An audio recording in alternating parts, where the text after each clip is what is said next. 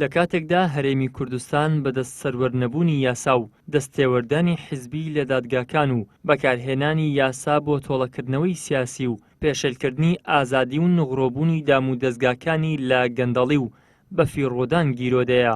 جارێکی دیکە پرسی دەستوری هەرێم هێنراوەتەوە بەرباس.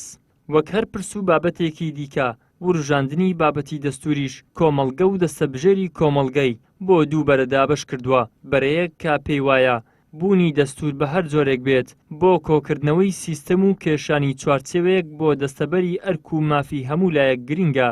هاوکات بەرەیەکی دیکە دەڵێن ئیرادەی نووسینەوە و دەستەبەرکردنی دەستورێکی گەل پەسەندی شارستانی بوونی نییە و ئەوەی هەیە بۆ بەکاربردنی ناوخۆیی و سەرقاڵکردنی ڕای گشتیە. نەبوونی دەستور لە ماوەی 15 ساڵی ڕابردوودا لای خۆشیەوە یاساناسێک پێی وایە نەبوونی دەستور بۆ هەرێمی کوردستان عیبەیەکی گەورەیە. جەختیش دەکاتەوە ئەگەر قەرار بێت هەرێم ببێتە خاوەنی دەستور پێویست دەبێت ڕەچاوی ئاینی زۆرینە موسڵمانیش بکرێت و هیچ بڕگە و مادەیەکی دەستور پێچەوانەی بنەمانە گۆڕەکانی ئیسلام نەبێت. بێگومان دەستور وەکو ڕێکەوتنامەیەکی کۆمەڵایەتی گرنگی و بایەخێکی زۆری هەیە. هەر سیستەمێکی سیاسی بەبێ دەستور بەڕێوە بچیتن سیستەمێکی سەقەتە. نەبوونی دەستور لە ماوەی 15 ساڵی ڕابردوودا یەکێکە لەو عیبە گەورانێکە لە سیستەمی سیاسی حکوومەتی هەرێمی کوردستان دەژمێردرێ و تەنها لە بەربەرژەوەندێت تایبەتیەکان و ململانی حیزبەکان نەتواندراوە ئێمە بینە خاوەنی دەستور. ئێستاش ئەگەر مەبەستەوە بێ هەر چۆنێک بێ بینە خاوەنی دەستورێک و دەستورێک تێپەڕێندرێ بە زۆرینە و بە کەمینە بەڕاستی ئەوە دەبێتە عیبێکی گەورەتر لە کێشی گەورەتر بۆ هەرێمی کوردستان.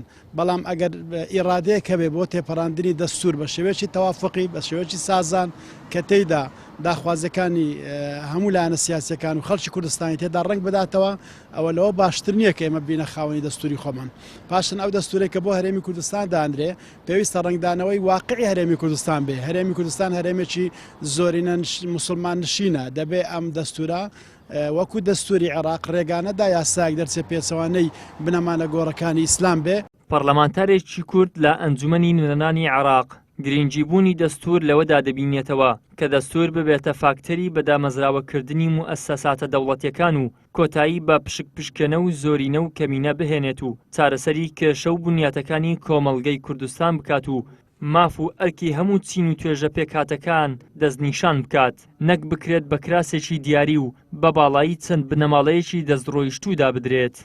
لە کوردستان لە هەموو ڕێکەوە کێشەمان هەیە قەیرانمان هەیە بە تایبەتی کێشێشی جەوهەری بەدامەزراوکردنی وڵات کە ئەمە بەشێکە لەو چاکسازی ئێمە دەمانەوێ.